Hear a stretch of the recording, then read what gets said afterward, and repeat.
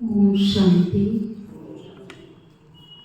आज प्यारे बाबा के 15 फैब के महावाक्य सुनेंगे। मीठे बच्चे, बाप तुम्हें दैवी धर्म और श्रेष्ठ कर्म सिखलाते हैं। बाप तुम्हें दैवी धर्म और श्रेष्ठ कर्म सिखलाते हैं, इसलिए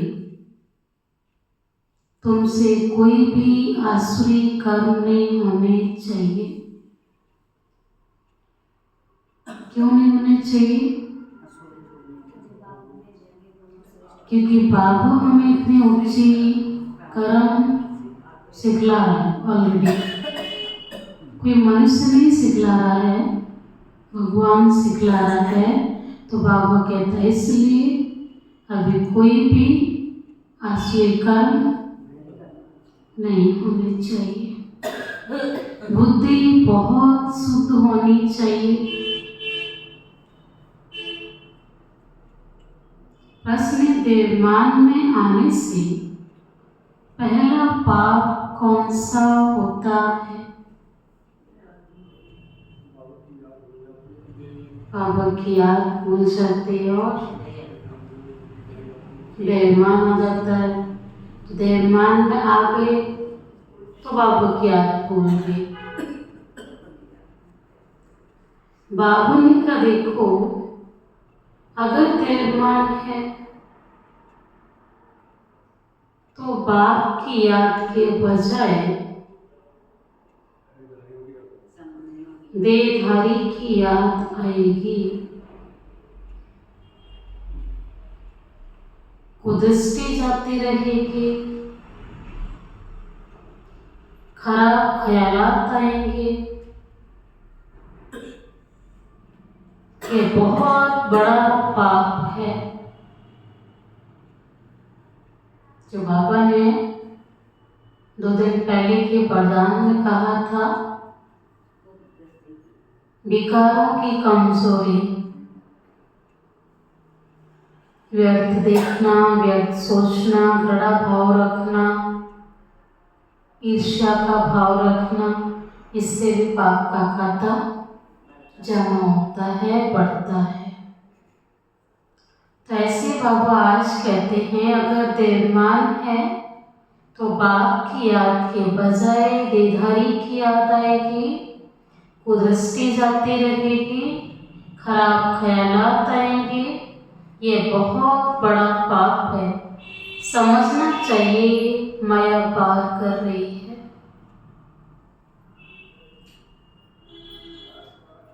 फौरन सावधान हो जाना चाहिए। ओम शांति। रूहानी बाप रूहानी बच्चों को समझा रहे हैं। रूहानी बाप आए कहाँ से है? अब बाबा कहता समझा तो मैं रहा हूँ, श्रेष्ठ कर्म दैवी कर्म सिखला रहा हूँ। तो बाबा कहता है वो आया कहाँ से? रूहानी दुनिया से, जिसको निर्वाण धाम अथवा शांति धाम भी कहते हैं। यह तो गीता की बात है। तुमसे पूछते हैं ये ज्ञान कहाँ से है? बोलो यह तो वही गीता का ज्ञान है। गीता का पाठ चल रहा है, बाप पढ़ाते हैं, डायरेक्ट गीता सुनाते हैं। भगवान पांच है ना, तो भगवान तो एक ही है। गीता का भगवान एक है। वह शांति का सागर, रहते भी शांति धाम में। शांति का सागर क्यों है? जो शांति धाम में रहता है, जहाँ हम भी रहते हैं। पाप समझाते हैं यह है पतित दुनिया, पाप आत्माओं की दुनिया। तुम भी जानते हो बरोबर हम आत्माएं इस समय तमो प्रधान हैं। 84 का चक्र खाकर सतो प्रधान से अभी तमो प्रधान में आए हैं। ये पुरानी अथवा कलयुगी दुनिया है ना। बाबा कहता है पहले बाप के बारे में बताना है। हम भी वहीं से आए हैं और आज ये दुनिया कैसी बन गई है ये तो आप भी जानते हो। कलयुगी है, तमो प्रधान है। ये नाम सभी इस समय के हैं, सतयुग के थोड़ी नाम है। तमो प्रधान दुनिया कलयुग है, दुख की दुनिया है। पुरानी दुनिया के बाद फिर नई दुनिया होती है। भारतवासी यह भी जानते हैं कि महाभारत लड़ाई भी तब लगी थी जबकि दुनिया बदलने थी। तब ही बाप ने आकर राजयोग सिखलाया था। सिर्फ भूल क्या हुई?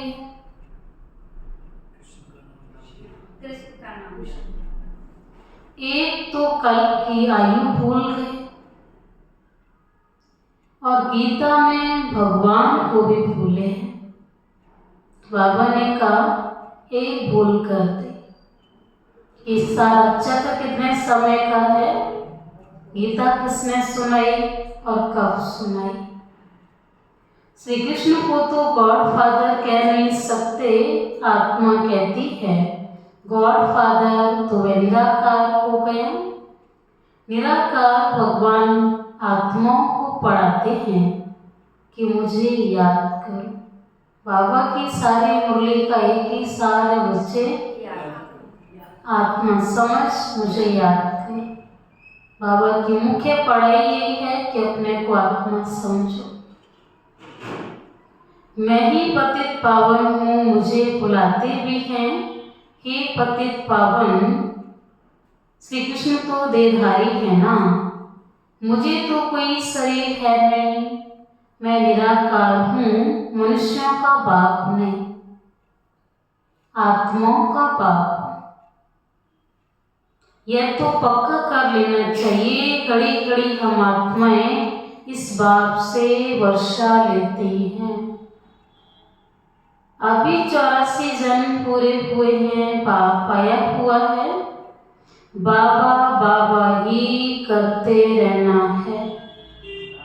बाबा कहता अंदर से अजपा जाप चलता रहे, बाबा बाबा। तो बाहर भी जीवन में बाबा होते रहेगी, सब कुछ अच्छा अच्छा होता रहेगा। बाबा को बहुत याद करना है। सारा कल्प जिस्मानी बाप को याद किया। अभी बाप आए हैं और मनुष्य सृष्टि से सब आत्माओं को वापस ले जाते हैं, क्योंकि रावण राज्य में मनुष्यों की दुर्गति हो गई है। बाबा इसलिए वापस लेने आए हैं। बाबा कहता सुख की दुनिया होती, सदगति होती तो मुझे आवश्यकता ही नहीं होती। लेकिन अभी हर आत्मा दुखी हो गई। समय परिवर्तन का है, आत्म परिवर्तन का भी है, तो सृष्टि परिवर्तन का भी है। इसलिए अब आपको याद करना है। यह भी मनुष्य कोई समझते नहीं कि अभी रावण का राज्य है। रावण का अर्थ भी नहीं समझते। बस एक रस्म हो गई दशहरा मनाने की, दशहरा हर साल मनाते रहते हैं। तो बाबा कहता रस्म तो चल रही है, लेकिन रस्म बनी क्यों है उसका यथार्थ उद्देश्य नहीं जानते। तुम कोई याद थोड़ी समझते थे, दशहरा मनाते थे पहले और थोड़ी समझ में आता था, बस फेस्टिवल की तरह उसको भी सेलिब्रेट कर लिए, फिनिश। अभी समझ मिली है औरों को भी समझ देने के लिए। बाबा ने समझ हमें क्यों दी है? सबको हमें देना है, क्योंकि बाबा सेंसिबल है। बाबा ने हमें सेंसिबल बनाया। बाबा कहता अपने भाइयों को सेंसिबल बनाओ। अगर औरों को नहीं समझा सकते तो गोया खुद नहीं समझे। बाप में सृष्टि चक्र का ज्ञान है, हम उनके बच्चे हैं, तो बच्चों में भी ये नॉलेज होनी रहनी चाहिए। बाबा कहता किसके बच्चे हो? बाबा के बच्चे हो तो क्या प्रूफ है? बाबा सृष्टि चक्र का ज्ञाता है, सृष्टि चक्र का नॉलेजफुल है, सुख का सागर है। तो बाबा कहता है जो बाप की क्वालिटी है बच्चों में भी नजर आएंगे। बाबा ने बच्चों को समझ दी है तो बच्चे अपने भाई बहनों को समझते हैं। बाबा को सृष्टि चक्र का ज्ञान है तो बच्चों को बाबा ने दिया। तो बाबा कहते हैं हम उनके बच्चे हैं तो बच्चों में भी ये नॉलेज जरूर होनी चाहिए। तुम्हारी ये गीता पाठशाला है, उद्देश्य क्या है? क्या उद्देश्य है गीता पाठशाला का, सेंटर का?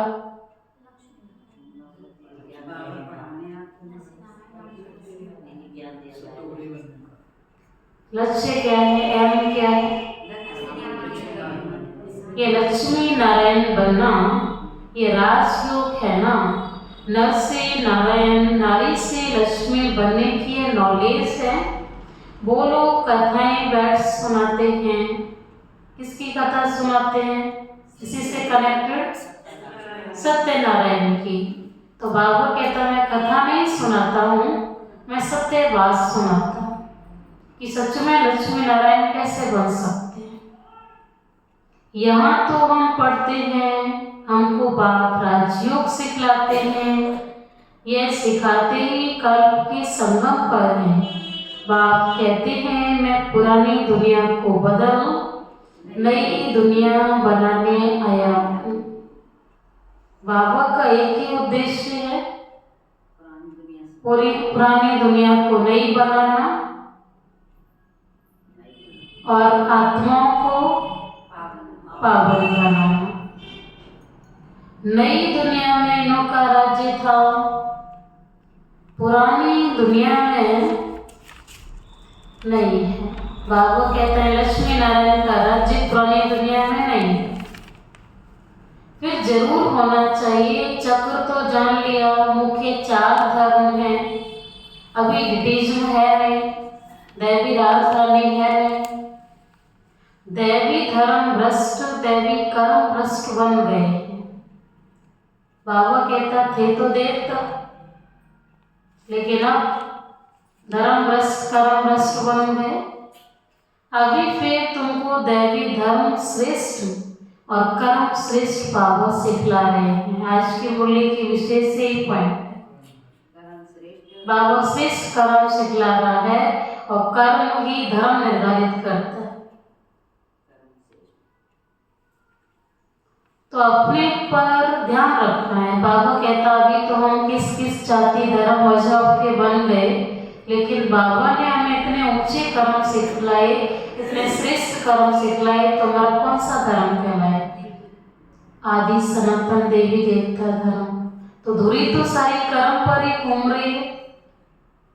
जैसा जैसा हमने द्वापर युग से कर्म किया वैसे ही वैसा लोग हमें डिफाइन करते हैं।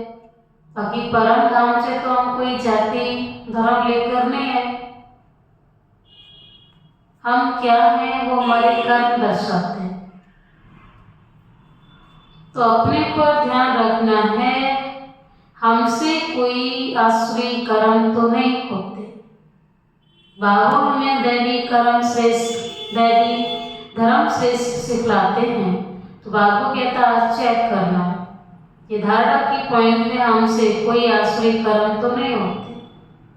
प्रश्न करना अपने आप से, माया के कारण कोई खराब ख्याल तो बुद्धि में नहीं आते हैं? दूसरी चेकिंग। तीसरी बात है कुदृष्टि तो नहीं रहती। बाबा ने कहा तीनों प्रश्न अपने आप से करने हैं। हमसे कोई आसुरी कर्म तो नहीं होते, माया के कारण कोई खराब ख्याल बुद्धि में तो नहीं आते, तीसरी कुदृष्टि तो नहीं रहती। देखें बाबा ने कहा अपने को चेक करना है। देखें इनकी कुदृष्टि जाती है अथवा अवस्था खराब ख्याल आते हैं तो उनको उनसे झट सावधान रहना चाहिए। क्या बोला था बाबा ने परसों की बोली में? कुदृष्टि वालों के लिए संग भी नहीं करना चाहिए। तो बाबा कहता उनको झट सावधान करना चाहिए, उनसे मिल नहीं जाना चाहिए, उनको सावधान करना चाहिए। तुम्हारे में माया की प्रविष्टता के कारण ये खराब ख्यालात आते हैं।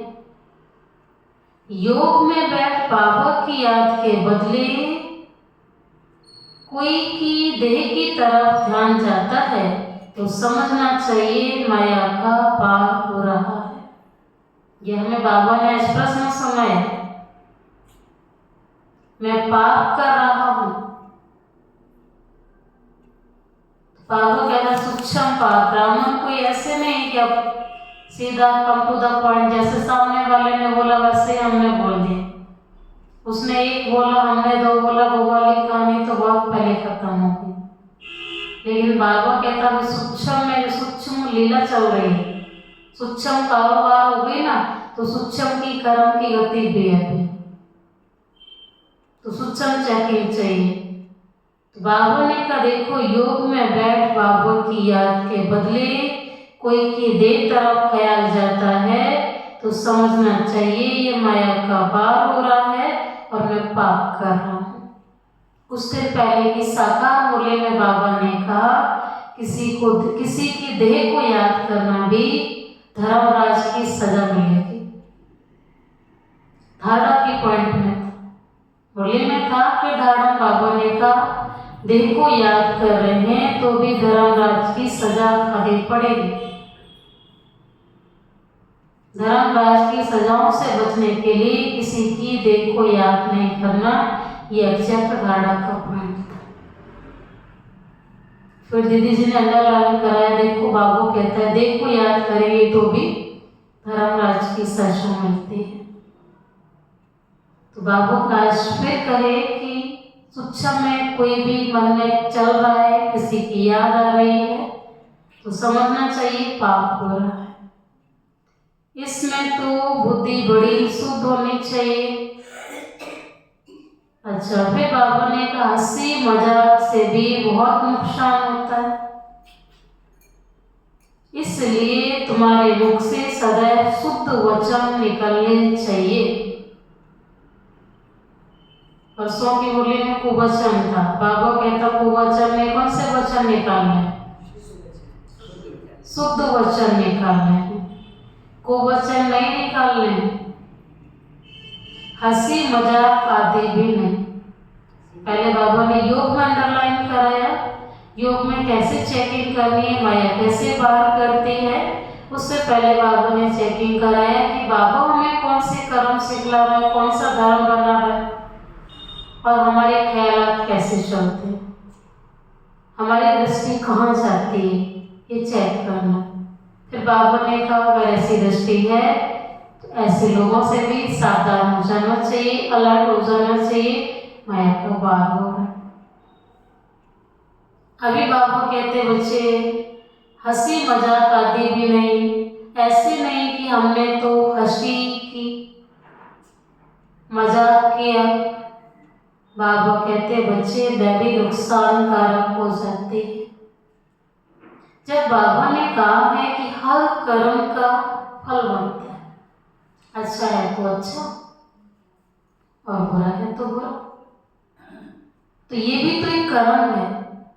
हंसी मजाक वहां तक सही है जहां तक दूसरे को खुशी मिल रही है, वही हंसी मजाक है, हम भी हंस रहे हैं, वो भी खुश। लेकिन जब हमारी हंसी मजाक दूसरे को हर्ट करे, वही हिसाब किताब चालू हो जाता है। हिसाब किताब तो तब भी बन रहा था, तब खुशी वाला बन रहा था, लेकिन अल्टीमेट पता ही लगता है कि हम खुशी खुशी में हंसी मजाक में क्या भी बोल जाते हैं, सामने वाले को हर्ट कर देता है। तो इसलिए बाबा उस भाव से कहते हैं हंसी मजाक भी नुकसानकारक हो जाती है, हंसी भी ऐसी नहीं करनी चाहिए जिसमें विकारों की वायु हो। बहुत खबरदार रहना है। तुमको मालूम है नांगे लोग हैं, उनके ख्याल विकारों की तरफ नहीं जाएंगे, रहते भी अलग हैं, परंतु कर्मेंद्रियों की चलाए मानी सिवाय योग के कभी निकलते नहीं। भगवान पांच, जब तक बाबा का योग नहीं करेंगे तब तक कर्मेंद्रियों का सहयोग नहीं मिलेगा। कर्मेंद्रिय जीत नहीं बनेंगे, माया जीत नहीं बनेंगे, प्रकृति जीत तो बाद में बनेंगे, पहले तो यही बनना है। काम शत्रु ऐसा है जो किसको भी देखेंगे योग में पूरा नहीं होंगे तो चलाए मानी जरूर होगी। इसलिए बाबा ने कहा कर्मेंद्रिय जीत बनना है, स्वराज अधिकारी बनना है। इस पर संडे की पूरी मुरली थी। बाबा ने दर्पण भी वही दिया, स्वराज अधिकारी की दर्पण में अपनी शक्ल देखनी, अपना चित्र देखना है। मम्मा से बाबा से चित्र मांगते हैं मैं क्या बनूंगा भविष्य में, तो बाबा ने कहा स्वयं पर कितना राज्य रहता है, स्वराज्य अधिकारी कितना समय रहते हैं, आप उस दर्पण में चेक कर सकते हैं। क्या मैं राजा बनूंगा, क्या रॉयल प्रजा बनूंगा, क्या महाराजा बनूंगा। बाबा ने कहा चेक करो शकल आया। तो सबसे पहले तो स्वराज्य अधिकारी बनना है। इसमें बाबा ने कहा कर्मेंद्रियों की चलाए मानी सिवाय योग के कभी भी निकल नहीं सकती, अपनी परीक्षा लेनी होती है। बाबा की याद में भी रहो तो कोई भी प्रकार की बीमारी ना रहे। योग में रहने से नहीं, योग में रहने से यह नहीं होता है। सतयुग में तो कोई भी प्रकार का गंध नहीं होता है, वहां रावण की चंचलता ही नहीं जो चलाए माने, वहां तो योगी लाइफ रहते हैं, योग करते नहीं, लाइफ भी योगी है, लाइफ स्टाइल ही योग वाला। यहाँ बाबा कहता बार बार वो स्टाइल बनाना पड़ता है, लेकिन बार बार 63 जन्म वाला संस्कार एक्टिव हो जाता है।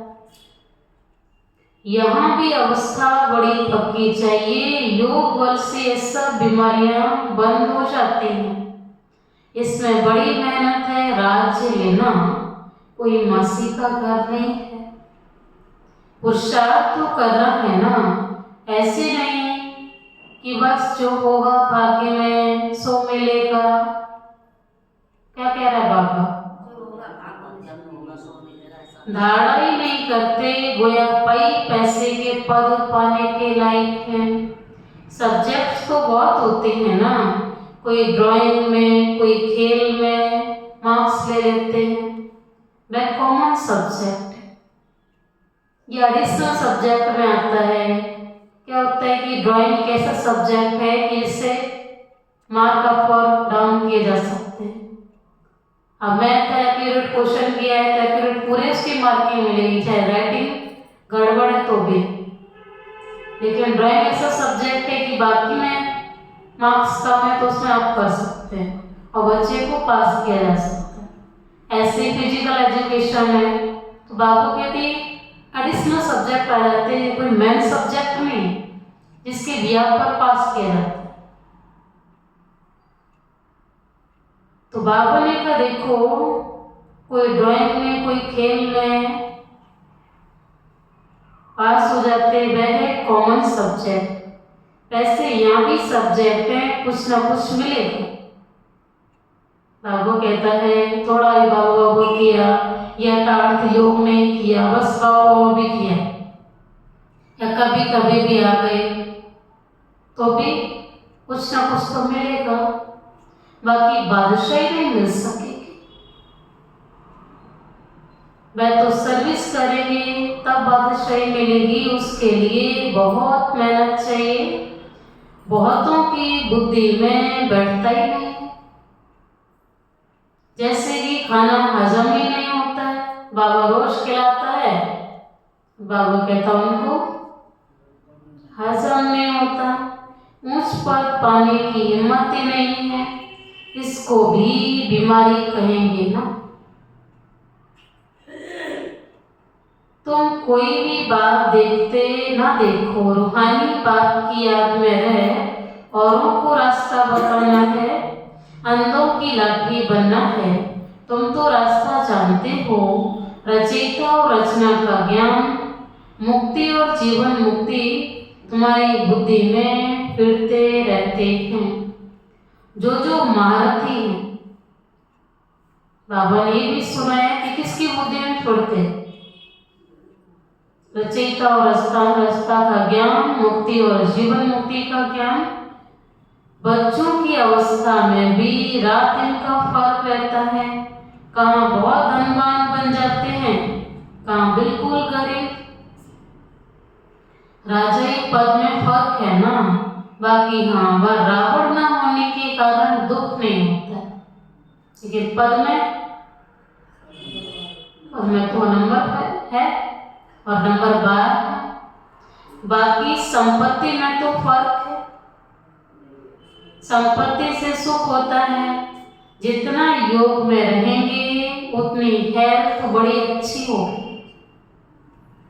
मेहनत करनी है, बहुतों की तो चलन ऐसी रहती है जैसे कि अज्ञानी मनुष्यों की होती है। मैं किसका कल्याण कर नहीं सकेंगे। जब इम्तिहान होता है तो मालूम पड़ जाता है कि कौन कितने मार्क्स से पास होंगे। फिर उस समय हाय हाय करनी पड़ेगी। बाप दादा दोनों ही कितना समझाते रहते हैं, पाप आए ही है कल्याण करने, अपना भी कल्याण करना है तो दूसरों का भी कल्याण करना है। बाप को बुलाया भी है, क्या कर पतितों को पावन होने का रास्ता बताओ। तो बाप सीमा देते हैं, अपने को आत्मा समझ, देहमान छोड़ मुझ बाप को याद कर। कितनी सहज दवाई है। बोलो हम सिर्फ एक भगवान बाप को मानते हैं, बाबा की याद दवाई है। वह कहते हैं मुझे बुलाते हो कि आकर पतितों को पावन बनाओ, तो मुझे आना पड़ता है। ब्रह्मा से तो तुमको कुछ भी मिलना नहीं है, वह तो दादा है, बाबा भी नहीं। बाबा से तो वर्षा मिलता है, ब्रह्मा से थोड़ी वर्षा मिलता है। निराकार बाप इन द्वारा एडॉप्ट कर हम आत्माओं को पढ़ाते हैं, इनको भी पढ़ाते हैं। ब्रह्मा से तो कुछ भी मिलने का नहीं है, वर्षा बाप से ही मिलता है इन द्वारा। देने वाला एक है, महिमा भी उनकी है, वही सबका दुर्गति दाता है। यह तो पूज्य से पुजारी बनते हैं। सतयुग में थे कि 84 जन्म हो, अभी पतित बने हैं, फिर पूज्य पावन बन रहे हैं। हम बाप द्वारा सुनते हैं, कोई मनुष्य से नहीं सुनते। बाबा क्यों कह रहा कि हमारे कर्म में चेंजेस होने चाहिए, परिवर्तन होना चाहिए, क्योंकि आप सुनते किससे हो? डायरेक्ट भगवान के द्वारा सुन रहे हैं, जो अक्सर मूल्यों में आता है। आपको कौन पढ़ाता है? कितनी नशे की बात है, कितनी खुशी की बात है कि हमें पढ़ाने वाला कौन है? मनुष्यों का तो है ही भक्ति मार्ग, ये ज्ञान मार्ग, रूहानी मार्ग है। ज्ञान सिर्फ एक ज्ञान सागर के पास ही है, बाकी ये शास्त्र आदि सब भक्ति के हैं। शास्त्र आदि पढ़ना ये सब भक्ति मार्ग के हैं। ज्ञान सागर तो एक ही बाप है। हम ज्ञान नदियां सागर से निकली हैं, बाकी वह पानी का सागर और पानी की नदियां हैं। बच्चों के सब बातें ध्यान में रखनी चाहिए, अंतर्मुख हो, बुद्धि चलानी चाहिए, अपने आप को सुधारने के लिए अंतर्मुख हो, अपनी जांच करो। किसको सुधारने के लिए? स्वयं का परिवर्तन करने के लिए बाबा कहता अंतर्मुखी हो, अपनी स्वयं की जांच करो। अगर मुख से कोई कुवचन निकले या कुदृष्टि जाए तो अपने को फटकारना चाहिए हमारे मुख से कुवचन क्यों निकले, हमारी कुदृष्टि क्यों गई। अपने को चमाट भी मारनी चाहिए, घड़ी घड़ी सावधान करना चाहिए, तभी उच्च पद पा सकेंगे। मुख से कुवचन ना निकले। बाप को तो सब प्रकार की शिक्षाएं देनी होती है। बाबू कहता हो सकता है इस क्लास में ऐसे भी बैठे हो मारुति, इसने आज तक कभी अशुद्ध बोला ही नहीं हो, अशुद्ध सोचा ही नहीं हो, लेकिन बाबा कहता मैं तो सबको अपने क्लास में एक स्टूडेंट को देके थोड़ी पढ़ाता। एक क्लास में मॉनिटर बहुत होशियार होता है, लेकिन टीचर को तो सबको लेके पढ़ाना पड़ता है। वो इसलिए सारे क्वेश्चन कराता है जिससे कि डल स्टूडेंट भी पढ़ जाए। बाबा कहता बाप को तो सब प्रकार की शिक्षाएं देनी होती हैं। अच्छा, बाप कहते हैं किसको पागल कहना यह भी कुवचन है। मनुष्य तो जिसके लिए भी जो आता है वह कहते रहते हैं, जानते कुछ भी नहीं है कि हम किसकी महिमा गाते हैं। महिमा तो करनी चाहिए एक पतित पावन की, और तो कोई है नहीं। ब्रह्मा विष्णु शंकर को भी पतित पावन नहीं कहा जाता। यह तो किसको बाबा कहता है, यह तो किसको पावन नहीं बनाते। पतित पावन वही है जो पतितों को पावन बनाने वाला है। और बाबा कहता ब्रह्मा विष्णु शंकर किसी को पतित पावन नहीं बनाते, बल्कि इनको बनाने वाला स्वयं परमात्मा है। पतित से पावन बनाने वाला तो एक ही बाप है। पावन सृष्टि है ही नहीं दुनिया, वो तो अभी है नहीं। प्योरिटी है ही स्वर्ग में, पवित्रता का सागर भी है। यह तो है ही रावण का राज्य। बच्चों को अभी आत्माभिमानी बनने की बहुत मेहनत करनी चाहिए। मुख से कोई भी पत्थर व कुवचन नहीं निकालना चाहिए। वह बार बार मुरली में अंडरलाइन करा रहे, बहुत प्यार से चलना है। कुदृष्टि भी बड़ा नुकसान कर देती है, बड़ी मेहनत चाहिए।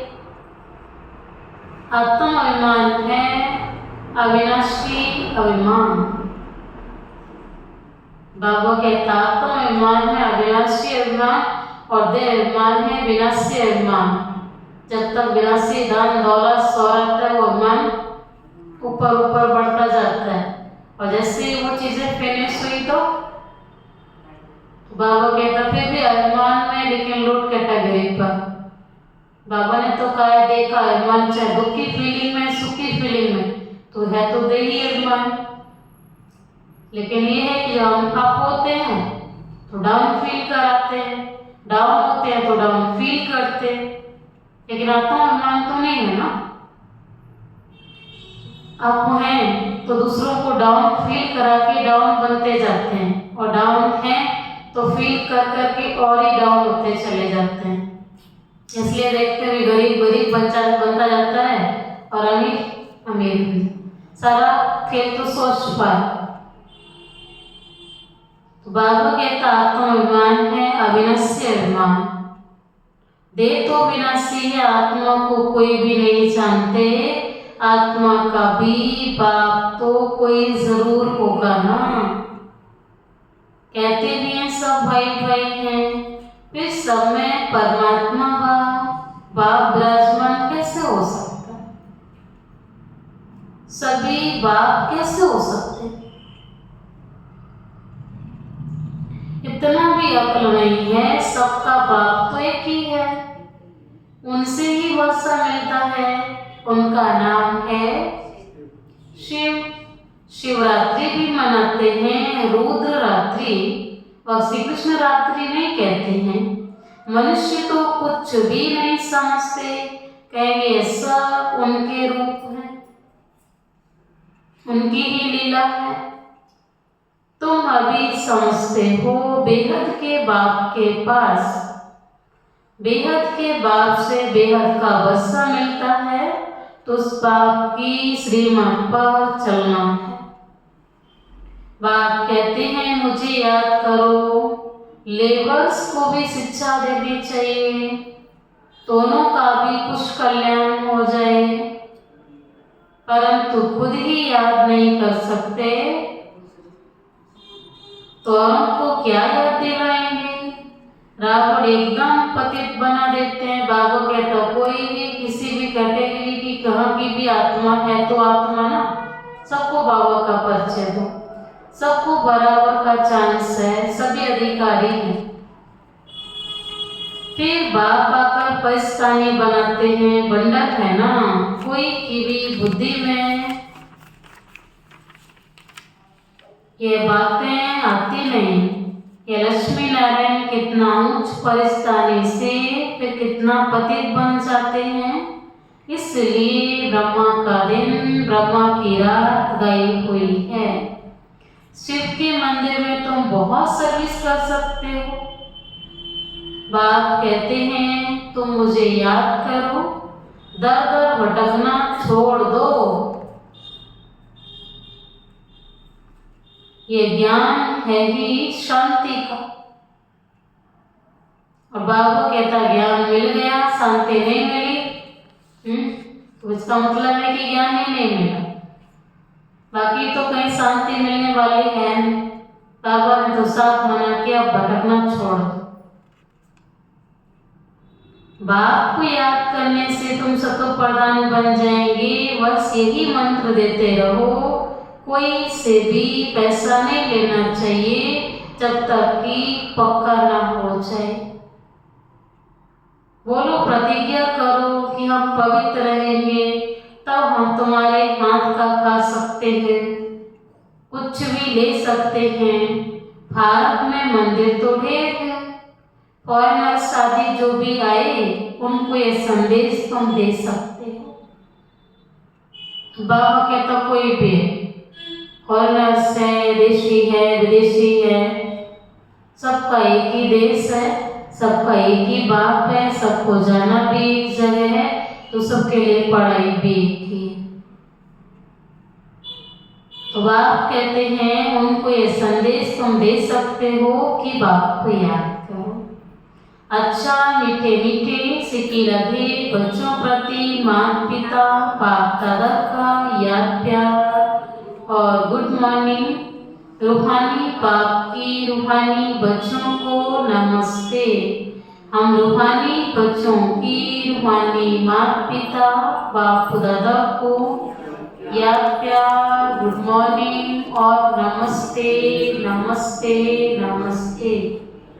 शुक्रिया बाबा, शुक्रिया बाबा, शुक्रिया। आज की मुरली से धारणा के लिए मुख्य सार है, पहली बात, कभी भी हंसी मजाक नहीं करनी। कभी भी हंसी मजाक नहीं करनी है जिसमें विकारों की वायु हो।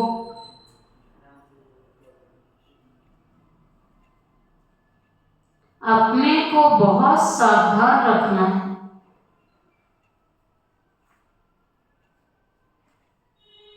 मुख से कटु वचन नहीं निकालने।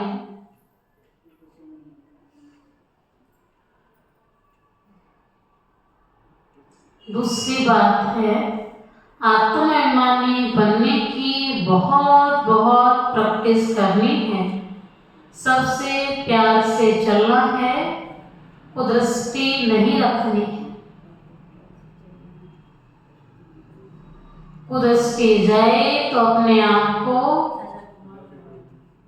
आप ही सजा देनी है।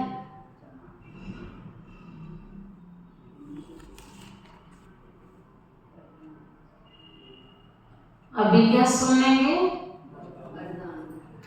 आज प्यारे बाबा की मुरली का वरदान है, निरंतर याद और सेवा के बैलेंस से बचपन के नाज नखरे समाप्त कर करने वाले,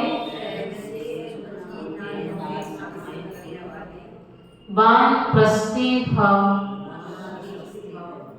निरंतर याद और सेवा के बैलेंस से बचपन के नाज नखरे समाप्त करने वाले वानप्रस्थी भाव कर जाएंगे।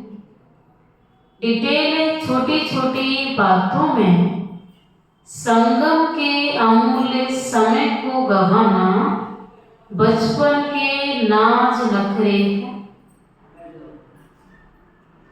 छोटी छोटी बातों में संगम के अमूल्य समय को गंवाना बचपन के नाज नखरे हैं। अब ये नाज नखरे शोभते नहीं।